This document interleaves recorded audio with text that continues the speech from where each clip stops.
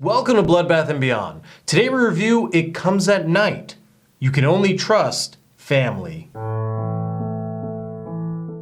Written and directed by Trey Edward Shults, starring Joel Edgerton, Christopher Abbott, Carmen Ejogo, Kelvin Harrison Jr., and Riley Keough. It Comes at Night is about a family that's trying to survive when there's a sickness in the air. A desperate couple seeks shelter, and they end up moving in with the family, generating a lot of trust issues and panic. So what do we like? This was a very interesting story because a lot of what was happening was left to audience interpretation.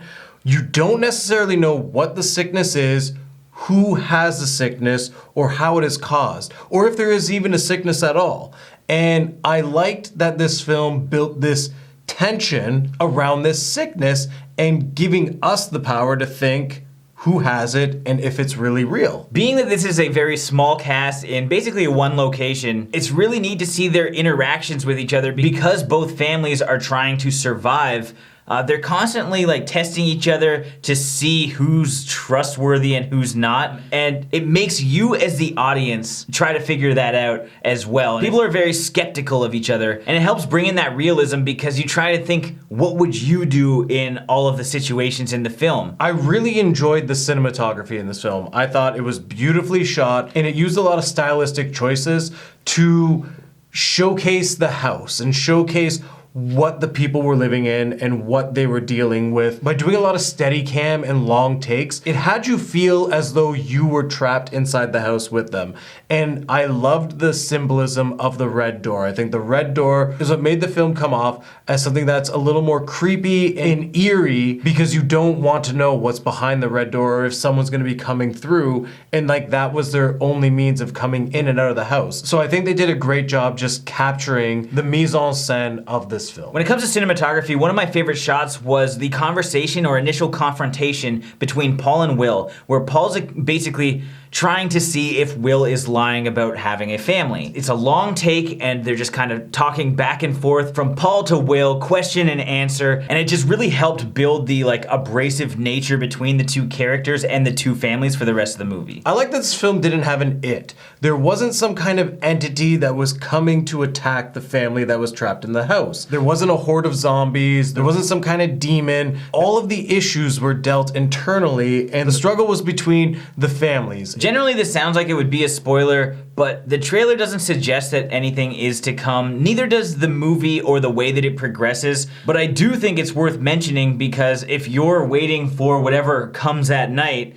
to come, then you're gonna be pissed off when you don't get that. It's very much more of a mystery drama than a straight up horror jump at the screen kind of thing. And it's from A24, the guys behind The Witch. So if you like The Witch, it's more pace similar to The Witch, but you can understand them. Now let's move on to our dislikes. This is not a dislike for me, but I can see it being a problem, which is the end of the movie. A lot is up to interpretation, and that is something that we enjoyed about the movie, but I know that there's going to be a lot of people that are gonna be pissed that they don't get the answers that they think they deserve. So yeah, it's not really something that I didn't like, but I can see people having a problem with it. There is, however, something that I thought was a little weird, was there is kind of a demon-esque jump scare, but it only happens once, and there isn't really any other scares in the entire movie.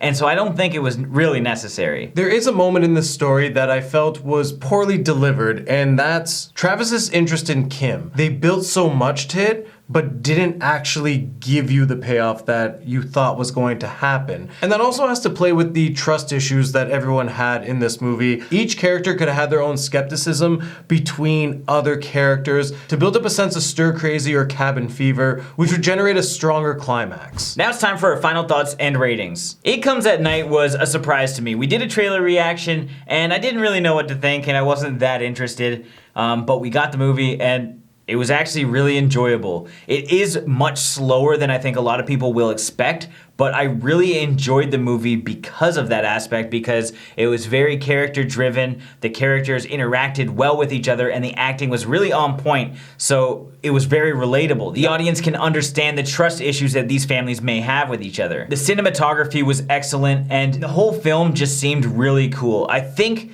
that there could have been a little bit more closure towards the end, because I think at that point is when people are either gonna say they liked the movie or they really didn't like the movie, because because they didn't understand what happened at the end. But it is what it is. I enjoyed it, and you may too, so I'm gonna give this 4.5 burn holes out of 5. I really like the aspect of this film where it gave me as the audience member the ability to interpret what was going on, and I think a lot of people are going to enjoy that.